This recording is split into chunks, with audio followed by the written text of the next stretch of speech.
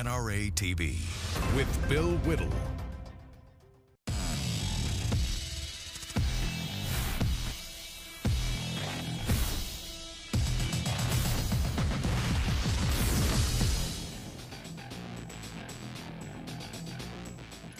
Hi, everybody. Welcome to Bill Whittle's Hot Mic. I'm Bill Whittle. Hot Mic apparently stuck in the elevator, so as soon as he gets here, I'll be turning the chair over to him. But it's great to be here and back with our second show, which is, you know, if you saw us yesterday, is going to be pretty much dedicated not only to looking at problems with the news media, but I think much more interestingly, dealing with the kind of bias we see and hear, or actually really, I guess the whole point is the kind of bias that we don't see and hear in the big movie factory on the other side of the hill here. We're broadcasting to you live from Los Angeles, and we've got a really full show today, so a lot of things that we'd like to do to get started.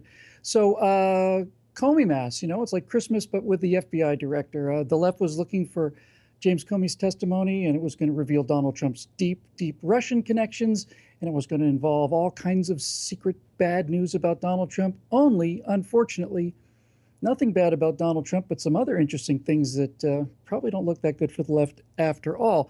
And we're going to cut right to the chase here because we're going to bring in NRA TV's #1 fake news fighter, Dana Loesch. Dana, you there? There she is.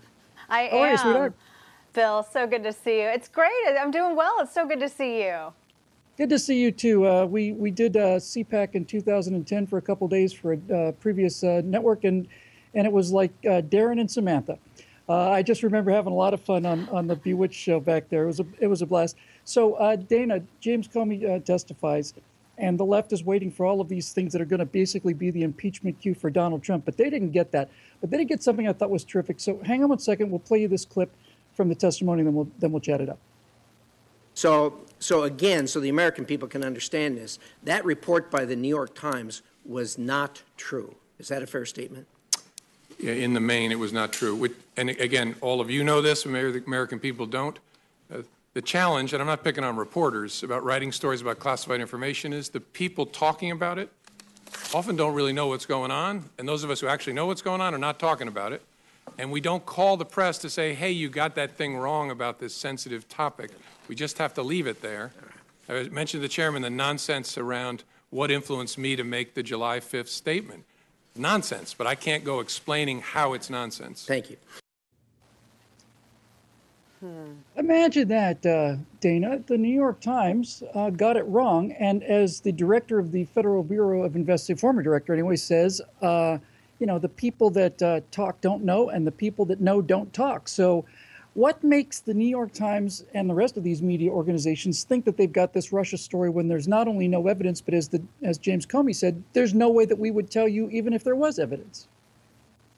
Well, it's because it's a witch hunt, Bill. And there was another New York Times story, one, in fact, that was published on April 22nd of this year that got into, it was like buried as like the 16th paragraph, wherein it discussed how Loretta Lynch, who was then the AG, Loretta Lynch had, this was during the whole Clinton investigation and during the campaign, how she had actually approached FBI Director James Comey and had asked for him to refer to the investigation into Hillary Clinton as simply a matter and not an investigation, which, if we want to have the discussion of obstruction in this whole witch hunt, I think there is your classic example of what I would say would be obstruction. And furthermore, Comey then also in this testimony explained how he released his memo, which, of course, Mark Koskowitz, who is Donald Trump's private attorney, said was full of privileged information, which I think merits further review by the Senate Judiciary Committee, how he had handed that off to a friend of his who is a journalism professor, who, by the way, on his own staff website,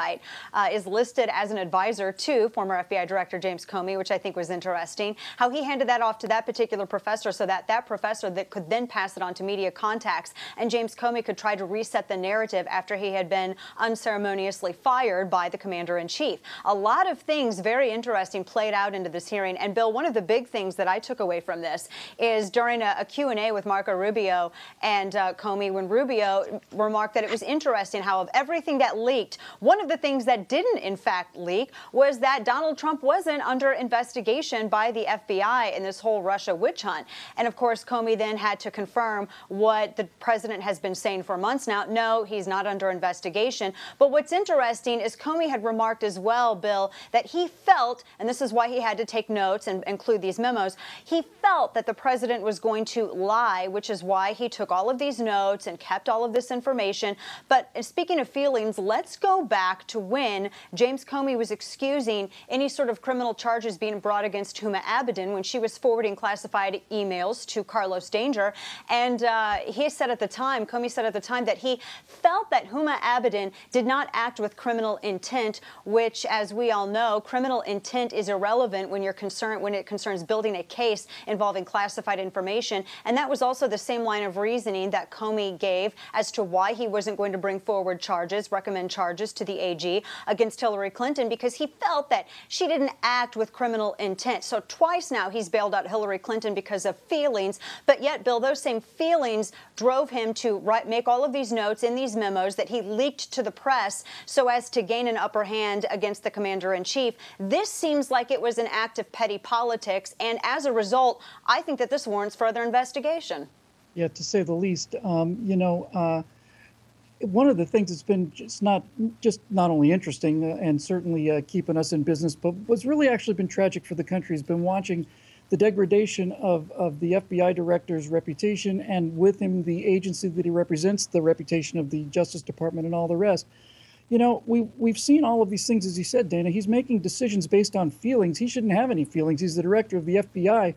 But after all of these months and months and months of things, I actually think in fairly typical fashion, Donald Trump probably just captured it in a sentence, right? He said, the guy's a nut job. And more and more and more, it seems like that's exactly what he is. He said, I had no idea that my investigation might have any influence at all on the elections. What planet do you live on, man? Honestly. What do you think it is about this guy? What do you think it is about this guy that puts so much emotion into it? Yeah, go ahead. Yeah, he's either biased, obviously, a partisan, or he's a coward.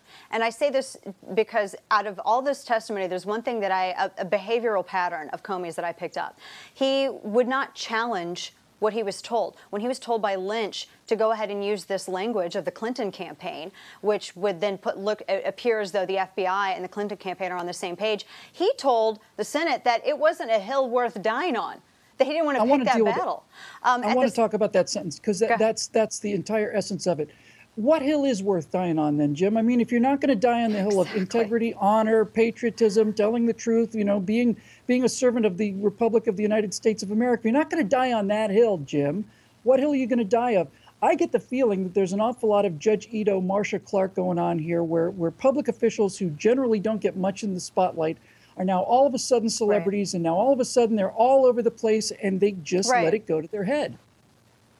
No, it is. It's a mixture of ego and it's a mixture of petty politics, and I think there's a little bit of partisanship sprinkled in there as well.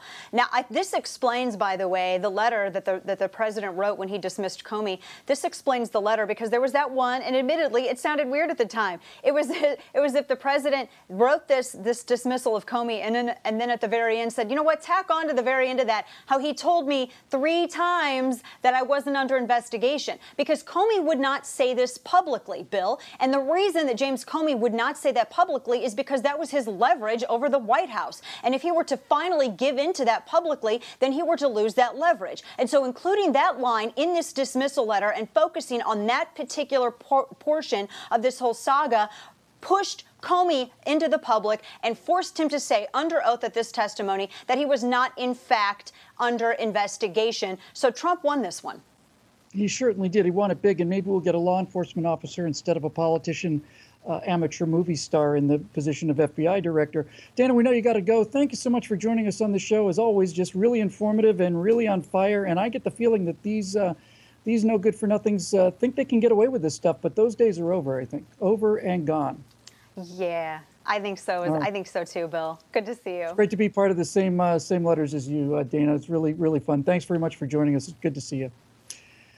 Thanks. Well, folks, let's see. What's our next story? Oh, this is kind of amusing. There's a late-night comedian named Chelsea to be fair, Chelsea Handler's had her moments. And Chelsea was just, I think yesterday or today, last night, was given the James Brady Award for her work on gun control, essentially. Basically on her work for gun control. Now, she got interviewed by The Hollywood Reporter about her stance on guns, and Chelsea had a couple things to say.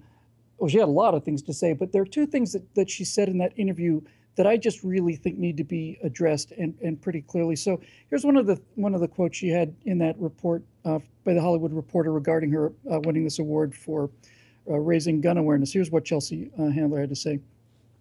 No one's trying to take away your guns. If you want to go shoot, whatever in the woods, that's fine, but it's a hobby.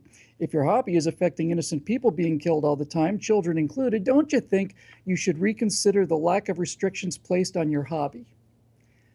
Hobby? It's not a hobby, Chelsea. Your ability to say something like that is a direct result of the First Amendment of the Constitution of the United States of America. Your ability to criticize Donald Trump is a direct result of the First Amendment of the United States of America, which limits the power of government to tell you what to do and what to think. And you like that amendment very, very much, as do I. It's not a hobby, this business of being able to defend yourself. It's not a hobby for any animal to be able to defend itself. If a deer is running from a wolf and has some horns and decides to put some horns into the wolf, that's not a hobby that the deer is doing. This isn't a hobby. This is a fundamental right. And you think it's a hobby because you don't understand it. You think it's a hobby because you don't know anybody with guns. But most importantly, you think it's a hobby because you're really not that smart. Because if you had any kind of a background at all, in any kind of history at all, you would find that the reason that we have these guns is not for a hobby. We have the guns and not so much for the hunting either. I'm not too much worried about a deer coming through my window at 4 o'clock in the morning. The main reason that we have these weapons is to prevent people like you from voting people into power who want to tell other people what to do. And if you only understood a little bit more about this, you'd understand that this hobby of ours is trying to keep the American people from the fate of 200 million people who've been executed by their own governments because those governments took away that hobby, and that's the first thing they did before they started killing people. Just a little tiny historical note that you may want to work into future rants on this subject.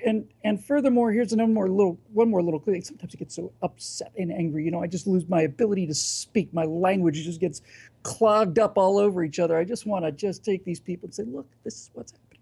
Here's another quick quote from the Hollywood Reporter story on Chelsea Handler. Chelsea said, last year was so good to me as far as getting informed and understanding about government. There were so many things that I didn't get. The Electoral College, how bills are passed, how the Senate works, how the Senate votes. I'm going to just stop for a second here and say, I don't know how old she is, but she's a full-grown adult, and it's only last year that she began to understand the basics of how the Senate works and how a bill's passed into law. Anyway, back to her quote. All the things I felt I should know, saying at my age, no fooling, you should have known them when you were 8. Now, I love that this show has afforded me that knowledge to get to a place where I can interview Elizabeth Warren or Al Franken or Cory Booker and know what the F I'm talking about. So let's just recap here. You're a full-grown adult person, and you're a public speaker, you're a public celebrity. You admit that it's only been a year that you began to understand the fundamental basics of the country you live in. I mean, the fundamental basics. What is the Senate? How is a bill made into law?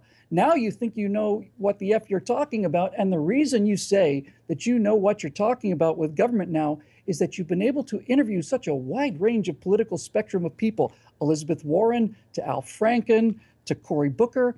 This is the problem with people like you, Chelsea.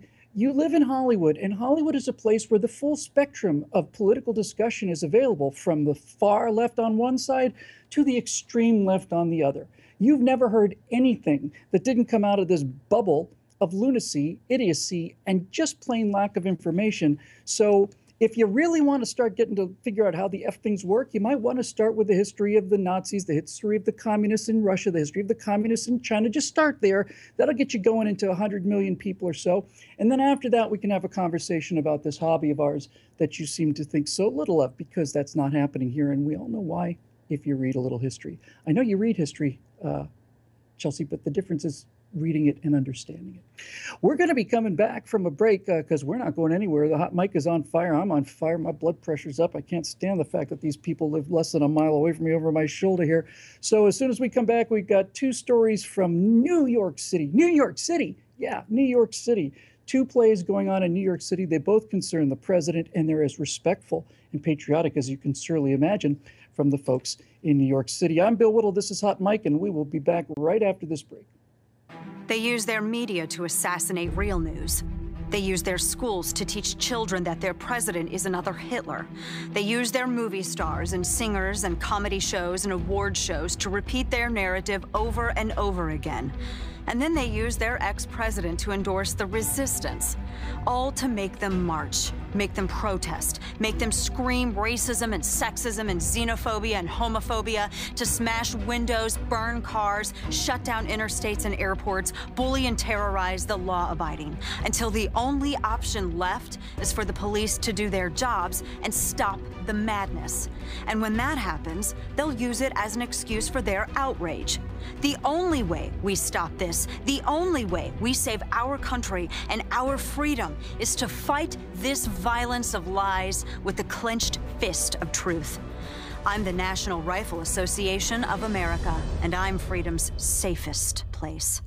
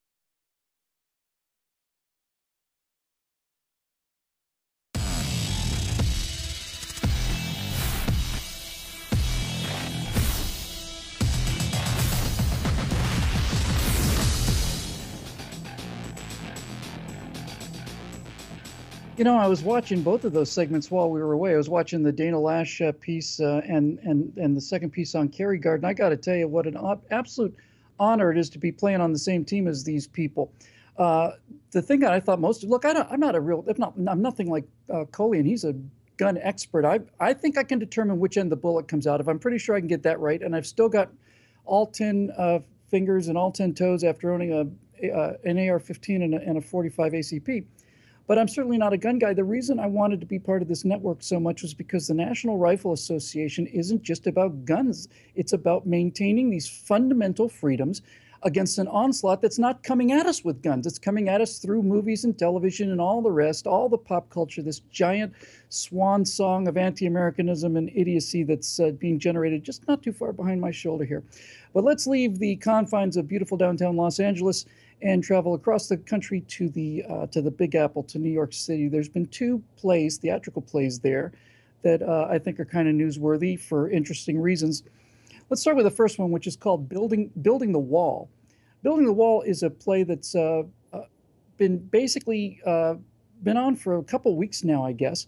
And Building the Wall, now you can see a couple pictures of it. Building the Wall is unfortunately going to be ending a little bit early. It's supposed to run through first week in July. It's closing now because nobody's going to see it. But let me tell you about Building the Wall. We just saw some stills there. Here's the cast. So let me just read to you what the New York Times describes this play as. This is the New York Times description of Building the Wall. Ready? Quote, "The political thriller, according to the Times, follows a history professor named Gloria who interviews a former security officer named Rick. It's 2019, and President Donald Trump has been removed from office after a terrorist attack in Times Square forces him to declare martial law and place Muslims and Mexicans in containment camps, which eventually turn into killing chambers. Gloria visits Rick in prison, where he explains his hand in the deadly terror." Now, what are we going to do about this? First of all, we have to say on some level, certainly it's good news. It's some sense from the people of New York City that this play is closing a month early, because basically you've got this situation that's just nothing but a lecture. It's just a giant baseball bat across the head. The guy who wrote the play said that he wrote it right after the election and that he wrote it in a week. Now, looking at some of the things in this play, I don't think he spent a week on it. It seems like he spent a lot less time than that. But here's the thing I want to point out to the writer of this play, to the cast members of this show, and to everybody else who's seen it, and to everybody else who buys into this death camps are coming kind of thing. I'm going to say this slowly. You're not going to listen because you don't want to listen, but I'm going to say it slowly again anyway. If the time ever comes when Americans are being put into concentration camps or death camps, the first people stopping this kind of mass murder will be American citizens with their own guns. In other words, it will be members like the people who are the members of the NRA. If they start putting people into concentration camps, it's not going to be the actors that's going to stop it. It's not going to be hashtags. It's not going to be buttons or pins, and it's not going to be award shows. It's going to be the American people maintaining their freedom and their independence and exercising their Second Amendment right to do what the Second Amendment was designed for, which is namely to physically prevent this kind of thing. And by the way, you miserable low-life projection people who project all of your internal evils onto us, let me make this crystal clear. It doesn't matter if it's a concentration camp for white people or a concentration camp for Christians. It doesn't matter if it's a concentration camp for Mexicans or for Muslims or for gays or for transsexual people. It doesn't matter. If there's concentration camps that are about to be set up, or in the process of being set up, if people are being rounded up in America, it will be the people like us in the NRA who are going to stop it, and we would even do it for you. We'd even do it for you. So that's how fast the news gets here. They're already knocking on my door. They want an explanation. We are not here to fool around. Okay? So when these so-called concentration camps come, they're going to come from where they always come. They're going to come from collectivists. They're going to come from collectivists like the guy who wrote this play. They're going to come from people who think that the government knows best, because only the government has the power to round people up and to put them behind barbed wire. You see how it works? So just as a small tidbit of information for your future playwriting failures, you might just want to think about this. The people who you are claiming are the ones that are going to round up people are the people who are saying the government, which would be doing the rounding up, is too powerful and we'd like it to stop. And if we can't ungrow the government, then the very least we can do is do what we would have had happen in the Soviet Union, what would have happened in Nazi Germany, what would have happened in China if those people hadn't been disarmed. Namely, when the people in the government start coming to take people away for concentration camps, we may not be able to stop them from taking our families, but we can certainly make sure that not quite as many of them are going home as who came out. 6 million Jews in Nazi Germany. How many people actively in the SS at that time? Maybe 50,000? You have to disarm people before you can put them in concentration camps, you idiot.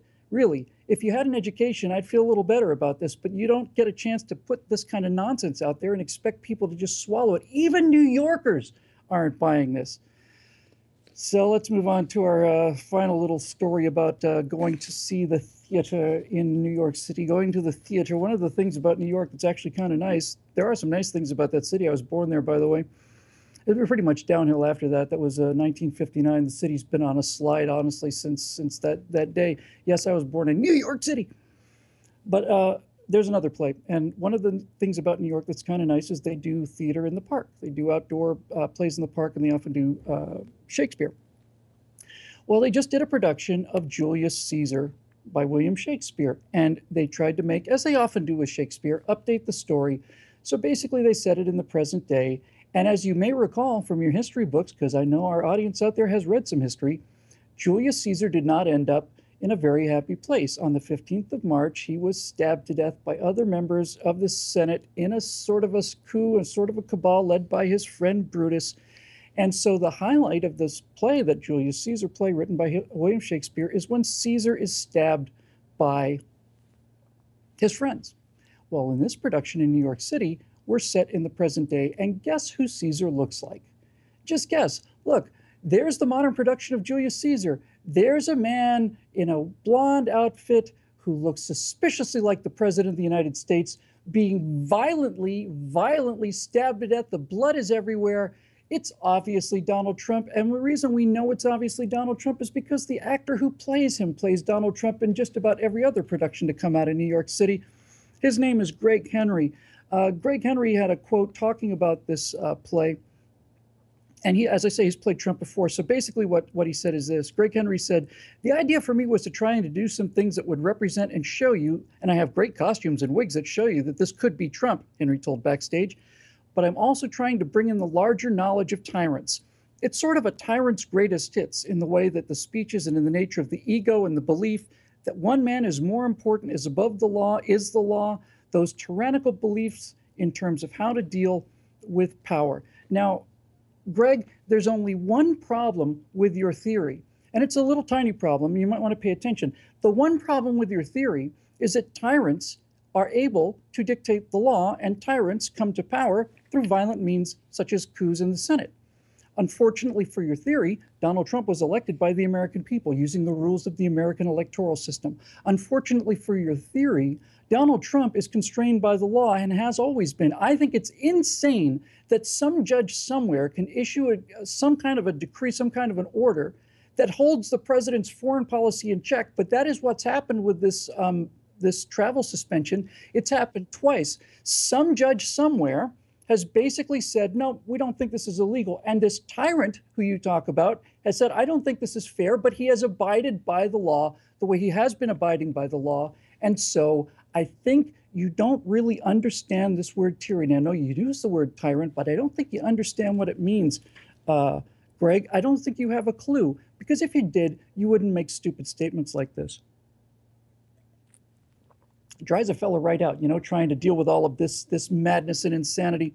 Listen, folks, if you want to understand Hollywood people, this is all you have to know. These are people whose entire education comes from movies. They think they can outrun explosions. They think that guns can be silenced by putting a pillow over them. All they believe in is all the stuff that they've learned from movies. It just ain't so. It's not so, Greg. The real world is different. The real world is better. The real world is harder. And so you've got stupid people trying to act smart because they play smart people when they're not being stupid. That'll do it for this edition of Hot Mic with Bill Whittle. It's just enough material out there to power a dynamo. We will be back on Monday with an entirely new show of New Outrageous. Thanks again for joining us, and we'll see you next week on NRA TV.